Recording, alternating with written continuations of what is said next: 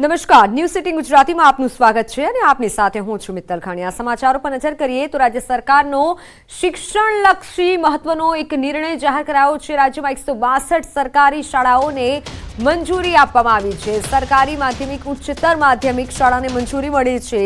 બિન આદિવાસી વિસ્તારમાં 130 શાળાને મંજૂરી અપાઈ છે। આદિવાસી વિસ્તારમાં 32 શાળાને મંજૂરી આપવામાં આવી છે। ચાલુ શૈક્ષણિક વર્ષથી नीति विषयक निर्णय लीधो छे। शुरू करवानो निर्णय लेवामां आव्यो छे।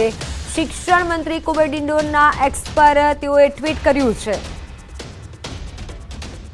ट्वीट करी सरकारना महत्वलक्षी निर्णय विषे जाहेरात करवामां आवी छे। 162 सरकारी शाळाओने मंजूरी आपी छे।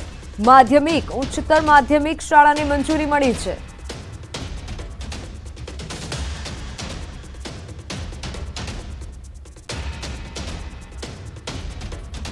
तो दहेजनी कंपनीमां एटीएसना दरोडानो मामलो। एटीएसे વધુ 3 આરોપીની ધરપકડ કરી લીધી છે। કેવલ ગોંડલિયા, આનંદ અને અંકિત પટેલની ધરપકડ કરાઈ છે। અત્યાર સુધી 5 આરોપીની ધરપકડ કરાઈ છે। ટ્રેમાડોલ ટેબ્લેટ બનાવવાનું લિક્વિડ ઝડપ્યું હતું।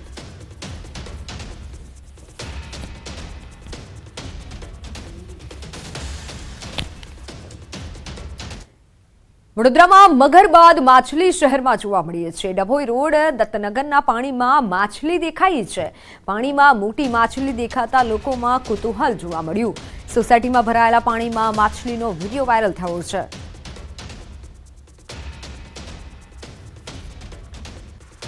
મોટી માછલી પાણીમાં તરતી જોવા મળી છે। વડોદરામાં ત્યાર સુધી વડોદરામાં મગર જોવા મળતા હતા, પરંતુ હવે વડોદરામાં માછલી જોવા મળી છે અને એ પણ મોટી માછલી હતી।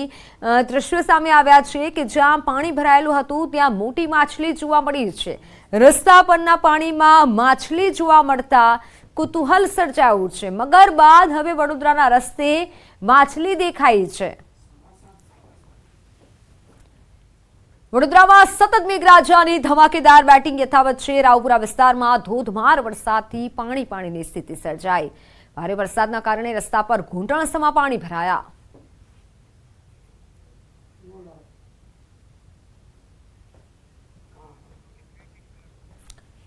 ગુજરાત માટે સારા સમાચાર સામે આવ્યા છે। નર્મદા ડેમની સપાટીમાં સતત વધારો થઈ રહ્યો છે। નર્મદા ડેમની સપાટી 132 મીટરને પાર પહોંચી છે। નર્મદા ડેમની સપાટી 132.46 મીટરે પહોંચી છે। નર્મદા ડેમ મહત્તમ સપાટીથી માત્ર 7 મીટર દૂર છે। ડેમની મહત્તમ સપાટી 138.68 મીટર છે। નર્મદા ડેમ 70% ઉપર ભરાયો છે। નર્મદા ડેમમાં 3823.60 MCM લાઈવ સ્ટોરેજ પાણીનો જથ્થો ઉપલબ્ધ છે।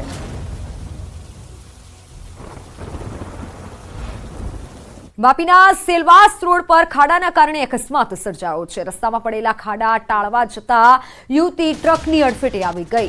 યુવતીનું ઘટના સ્થળે જ મોત નીપજ્યું છે। લોકોના ટોળા ઉમટ્યા હતા। વાપીમાં ભારે વરસાદ બાદ રસ્તામાં જીવલેણ ખાડા પડ્યા છે, જે અકસ્માતના સીસીટીવી સામે આવ્યા છે।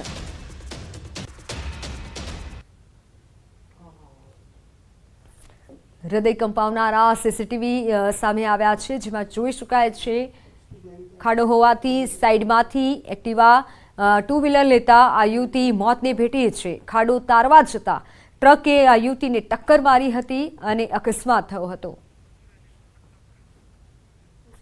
અમરેલી રાજુલા શહેરમાં રખડતા પશુના કારણે અકસ્માત થયો છે। જાહેર માર્ગ પર અડીંગો જમાવી અને બેઠેલા પશુના કારણે દુર્ઘટના સર્જાઈ છે। રોડ પર પૂર ઝડપે જઈ રહેલા બાઇક સવારે પશુને અડફેટે લીધું। જાફરાબાદ રોડ પર 4 દિવસ અગાઉ અકસ્માત થયો હતો। પશુને અથડાતા બાઇક સવાર યુવક ફંગોળાયો હતો। ઘટનામાં ઇજાગ્રસ્ત બાઇક ચાલકને હોસ્પિટલમાં ખસેડાયો હતો। સમગ્ર ઘટનાના સીસીટીવી ફૂટેજ સામે આવ્યા છે। 4 દિવસ અગાઉ આ ઘટના બની હતી। પશુની સાથે અથડાવાથી બાઇક સવાર યુવક ફંગોળાયો હતો અને ગંભીર રીતે ઈજા પહોંચી હતી આ યુવકને। હાલ યુવક સારવાર હેઠળ છે।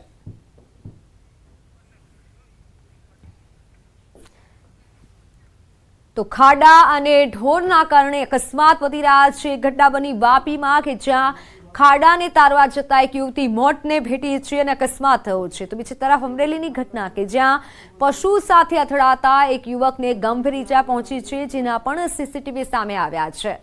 ખાડા અને ઢોરના કારણે અકસ્માત વધી રહ્યા છે, જેથી લોકોમાં પણ તંત્ર સામે રોષ છે.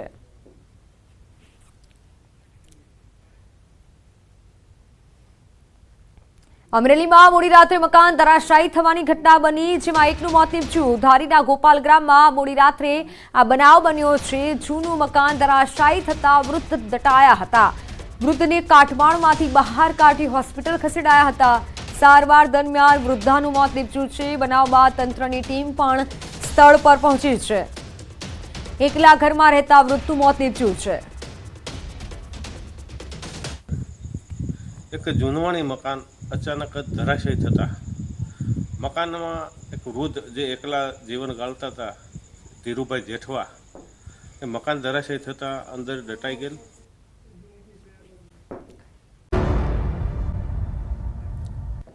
Welcome back. સુરતમાં 4 વર્ષની બાળકી સાથે શારીરિક અડપલા કરનાર રિક્ષા ચાલકની પોલીસે ધરપકડ કરી છે. શાળામાંથી છૂટ્યા બાદ બાળકી રિક્ષામાં બેઠી હતી.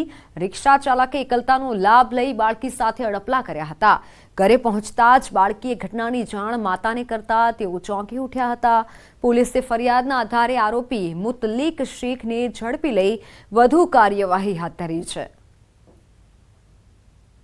જો તમારા બાળકો ઓટો રિક્ષામાં શાળાએ જતા હોય તો આ સમાચાર તમારા માટે છે. સુરતના ખટોદરા પોલીસ સ્ટેશન હદ વિસ્તારમાં ભટાર ખાતે આવેલી શાળાએ જતી 4 વર્ષીય બાળકીને રિક્ષા ચાલકે એકલતાનો લાભ લઈ છેડછાડ કરી હતી. શારીરિક છેડછાડ કરતા બાળકી ઘરે પહોંચી હતી અને રિક્ષામાં જવા માટેની ના પાડતા પરિવારે બાળકી સાથે વાત કરી હતી અને બાળકીએ સમગ્ર મામલોની જાણકારી પરિવારને આપી હતી, જેને લઈને પરિવાર પણ ચોંકી ઉઠ્યું હતું અને પરિવાર પહોંચ્યું સુરતના ખટોદરા પોલીસ સ્ટેશન ખાતે અને રિક્ષા ચાલક વિરુદ્ધ ફરિયાદ નોંધાવી હતી. જોકે ગણતરીની કલાકોમાં પોલીસે રિક્ષા ચાલકની ધરપકડ કરી લીધી છે અને તેના વિરુદ્ધ કાયદેસરની કાર્યવાહી કરી છે. ત્યારે માતા પિતા માટે લાલબત્તી સમાન કિસ્સો છે, કારણ કે રિક્ષા ચાલક અથવા તો વેન ચાલકના ભરોસે માતા પિતા પોતાના બાળકોને શાળાએ મોકલતા હોય છે. ત્યારે આવા રિક્ષા ચાલકો બાળકીઓની શારીરિક છેડછાડ કરવાનો મામલો જે રીતે સામે આવ્યો છે, તેને લઈને સુરતના ભટાર વિસ્તારમાં હાલ ચકચાર મચી જવા પામી છે.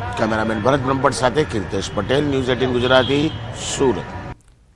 તો બીજી તરફ ગાંધીનગરના કલોલમાંથી પણ છેડતીની ઘટના સામે આવી. કલોલના શારદા સલગલ નજીક વિદ્યાર્થિનીની છેડતી થઈ. ધોરણ 10ની વિદ્યાર્થિનીની 2 શખ્સોએ છેડતી કરી. ક્લાસીસમાં જતા સમયે વિદ્યાર્થિનીની છેડતી કર્યાનો આરોપ છે. છેલ્લા 3 દિવસથી વિદ્યાર્થિનીનો પીછો કરતો હતો.